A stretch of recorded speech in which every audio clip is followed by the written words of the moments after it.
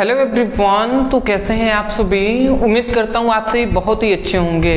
तो आज के इस वीडियो में हम पढ़ने वाले हैं क्लास 12th फिजिक्स का तीसरा चैप्टर जो है विद्युत धारा। इस चैप्टर का ये 5वां लेक्चर है और आज के इस वीडियो में हम बहुत ही इंपॉर्टेंट टॉपिक पर डिस्कस करने वाले हैं जो है विद्युत धारा तथा अनुगमन वेग में संबंध। ये एक टॉपिक था जो छूट गया था, इसको मैं बहुत सारे स्टूडेंट है जो कमेंट किए कि सर ये टॉपिक पढ़ा दीजिए, बहुत इंपॉर्टेंट है। मिस्टेक से छूट गया था, रियल में ये बहुत ही ज़्यादा इंपॉर्टेंट है। ये लगभग हर वर्षों में, मैं कह सकता हूँ हर वर्षों में ये पूछा गया है। आप जाकर प्रीवियस ईयर के बोर्ड एग्जाम के क्वेश्चन उठाकर देखिए, उसमें ये क्वेश्चन पूछा गया है कि विद्युत धारा तथा अनुगमन वेग में क्या संबंध होता है। आज के इस वीडियो में इस रिलेशन को आज के इस वीडियो में हम एक्सप्लेन करेंगे, बहुत ही आसानी तरीके से समझ में आएगा। तो चलिए दोस्तों, हम समझने का प्रयास करते हैं। देखिए यहाँ पे हमने जो कुछ भी लिखा है इसको मैं आपको समझाऊंगा, अभी आपको समझ में आएगा। देखिए विद्युत धारा तथा अनुगमन वेग में क्या संबंध होता है, पहले इस संबंध को जान लीजिए आप। विद्युत धारा तथा अनुगमन वेग में संबंध होता है I = NE/AV/d, ये रिलेशन होता है। ये जो आपको दिखाई दे रहा है यही है विद्युत धारा तथा अनुगमन वेग में संबंध। इसी फॉर्मूले को हमें प्रूफ करना है। अब NE/AV/d ये सब क्या है अभी हम आपको एक्सप्लेन करते हैं। ये एक चालक तार है, ये क्या है, एक चालक तार है। मैं इस कलर से बना दे रहा हूं। ये क्या है, ये एक चालक तार है, ठीक है ना, ये एक चालक तार है। अब इस चालक तार में जो धारा प्रवाहित हो रही है वो धारा है I। ये एक चालक तार है, इसमें I धारा प्रवाहित हो रही है, ठीक है। इसमें इलेक्ट्रॉनों की जो संख्या, इलेक्ट्रॉन जो बह रहे हैं, मुक्त इलेक्ट्रॉन है जो है E। इलेक्ट्रॉनों की संख्या जो है वो इसमें N है। और इस चालक तार का अनुप्रस्थ काट का क्षेत्रफल जो है वो A है। और इस चालक में जो इलेक्ट्रॉनों का अनुगमन वेग है वो है Vd, ठीक है। तो ये सब कुछ है, आप समझ गए। I क्या है, इस चालक में प्रवाहित धारा है।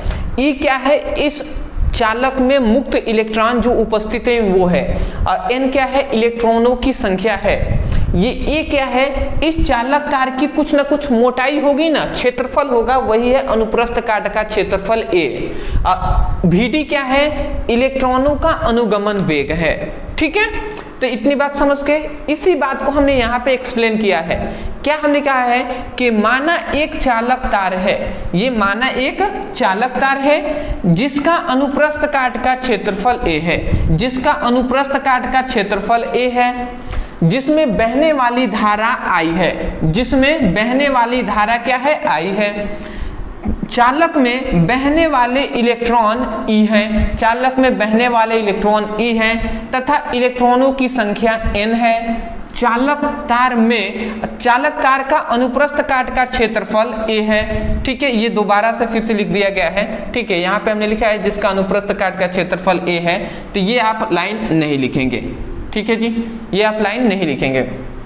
उसके बाद लिख देंगे तथा इलेक्ट्रॉनों का अनुगमन वेग Vd है। बात समझ में आ गया। मैं यहाँ से बोल रहा हूँ, आप ध्यान से समझेंगे। आप कहेंगे माना एक चालक तार है जिसका अनुप्रस्थ काट का क्षेत्रफल A है, जिसमें प्रवाहित धारा I है तथा इलेक्ट्रॉनों की इलेक्ट्रॉन तथा इस चालक में बहने वाले इलेक्ट्रॉन E हैं तथा इलेक्ट्रॉनों की संख्या N है और इलेक्ट्रॉनों का अनुगमन वेग Vd है। ये आपको फिगर बनाकर ऊपर ये लाइन को एक्सप्लेन करना है, इसलिए मैंने ऊपर ये पहले ही लिख दिया है जिससे आपको आसानी से लिख पाए आप। तो मैं आशा करता हूँ समझ के होंगे। उसके बाद ये आपको चित्र बना लेना है, चित्र इंपॉर्टेंट है, आप बना लीजिएगा। उसके बाद अब हम हॉल जो इसको गणना करते हैं समझते हैं, प्रूफ। अब देखिए हम एक एक करके प्रूफ करेंगे, ध्यान से आप समझेंगे। सबसे पहली बात हम क्या गणना करेंगे इसको आप ध्यान से समझेंगे। देखिए हम क्या गणना करेंगे, सबसे पहले हम ज्ञात करेंगे कि एकांक समय में प्रवाहित इलेक्ट्रॉनों की संख्या कितनी है। तो हम यहाँ पे लिखेंगे एकांक समय में प्रवाहित मतलब बहने वाले, प्रवाहित इलेक्ट्रॉन की संख्या। ठीक है, मतलब एकांक समय में प्रवाहित इलेक्ट्रॉनों की संख्या कितनी हो जाएगी, इलेक्ट्रॉनों की संख्या क्या होगी इसको। तो देखिए हम क्या कर देंगे, कौन से, देखिए इलेक्ट्रॉनों की संख्या क्या है, n है, तो n हम लिख देंगे। कितने में, कितने क्षेत्रफल में बह रहा है, a, तो a लिख देंगे। इलेक्ट्रॉनों का अनुगमन वेग क्या है, vd है, इलेक्ट्रॉनों का वेग क्या है, vd है, तो vd से गुणा करा देंगे। तो ये आपका क्या हो जाएगा, na into vd, na into vd हो जाएगा। तो ये हम लिखेंगे, मैं अच्छे से यहाँ पे लिख दे रहा हूँ, na इंटू vd, ये हो जाएगा। मतलब एकांक समय में प्रवाहित इलेक्ट्रॉनों की संख्या Na इंटू vd हो जाएगा। ठीक है, तब यदि एकांक समय में प्रवाहित इलेक्ट्रॉनों की संख्या इतना है तो t समय पर प्रवाहित इलेक्ट्रॉनों की संख्या, यदि एकांक समय में प्रवाहित इलेक्ट्रॉनों की संख्या ये है तो t समय पश्चात t समय पर प्रवाहित इलेक्ट्रॉनों की संख्या क्या हो जाएगी, NaVd। और कितना समय है, t है, तो t से हम गुणा करा देंगे, तो ये आपका हो जाएगा। तो जैसे ये हुआ वैसे अब हम क्या याद करेंगे, तब ये सब आप याद रखेंगे, इसमें ज़्यादा कुछ समझने वाला नहीं, याद करने वाला है। ठीक है, ये सब कुछ आपको अब मैं इसमें क्या समझाऊं, देखिए ये इलेक्ट्रॉन सब कुछ, बहुत सारे स्टूडेंट हैं, मैं देखता हूं अक्सर जब भी मैं पढ़ाता हूं, उसमें स्टूडेंटों को कहते हैं कि एकांक समय में प्रवाहित इलेक्ट्रॉनों की संख्या आपको कितना, कैसे पता कि इतना ही होगा। तो ये अपने सेंस से थोड़ा सा दिमाग लगा कर सोचेंगे तो समझेंगे आप। देखिए इलेक्ट्रॉनों की संख्या कितनी बह रही है, तो n, इलेक्ट्रॉनों की टोटल संख्या है n, तो n हमने लिख दिया। अब पता चलेगा कि बह तो रही है पर कितने क्षेत्रफल में बह रही है, उसका गुणा कराएंगे तभी तो इसका चालक का क्षेत्रफल a, तो उससे हमने गुणा करा दिया। परंतु जो अब कहेंगे Vd क्यों गुणा कराया, भैया इलेक्ट्रॉन किस वेग से चल रहा है उसका भी तो गुणा कराएंगे ना, क्योंकि जब तीनों का गुणा करेंगे तब जाके इलेक्ट्रॉनों की संख्या हमें पता चलेगी। समझ रहे हैं कि एकांक समय में कितने इलेक्ट्रॉन बह रहे हैं। तो ये बातें हैं, तो ये आप याद रखेंगे, ज़्यादा आपको स्ट्रेस नहीं लेना है, इस पर दिमाग पर ज़्यादा जोर नहीं लेना है, समझते हुए चलेंगे। तब हम क्या करेंगे कि एक इलेक्ट्रॉन पर आवेश कितने होते हैं, एक इलेक्ट्रॉन पर आवेश, तो एक इलेक्ट्रॉन पे जो आवेश होंगे वो E होते हैं। तब T समय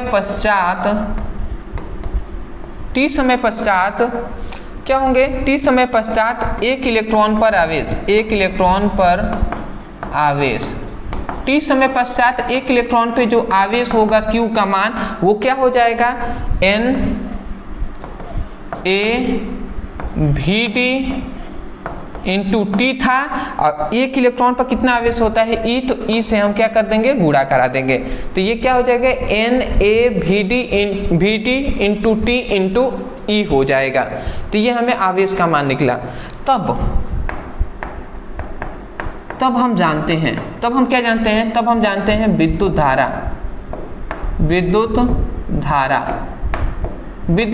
I = Q/T होता है। ये बात हम जानते हैं कि विद्युत धारा I = Q/T होता है। अब इसका हम मान रखते हैं, तो देखिए I = Q का मान है यहाँ पे NaVd T इंटू E, ये हमने लिख दिया। और T का मान यहाँ पे है, T का मान नीचे T है, सॉरी T है तो T हमने लिख दिया। अब ये बताइए इस T से ये T कैंसिल हो जाएगा, तो अब आपका क्या यहाँ पे मिला, यहाँ पे हमें केवल मिला I का मान, I का जो मान मिला वो क्या मिला,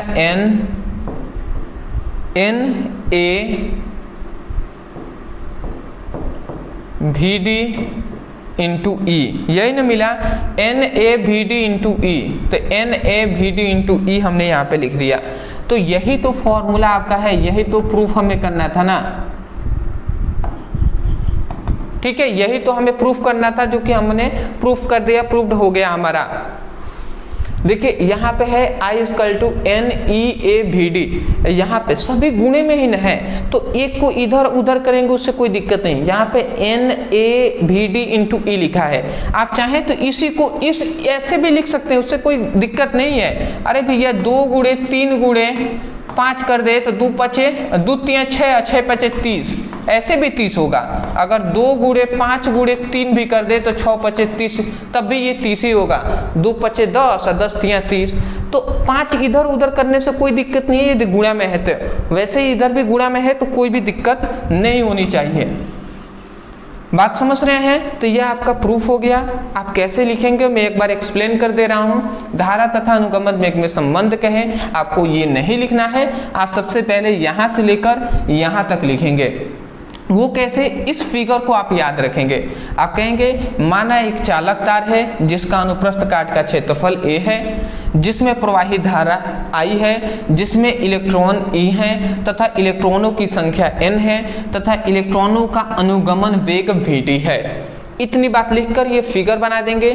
फिगर बनाने के पश्चात आप लिखेंगे प्रूफ या सिद्ध लिखकर, उसके बाद यहाँ से लेकर, ठीक है, यहाँ से लेकर अब फिर से यहाँ तक आपको लिख देना है।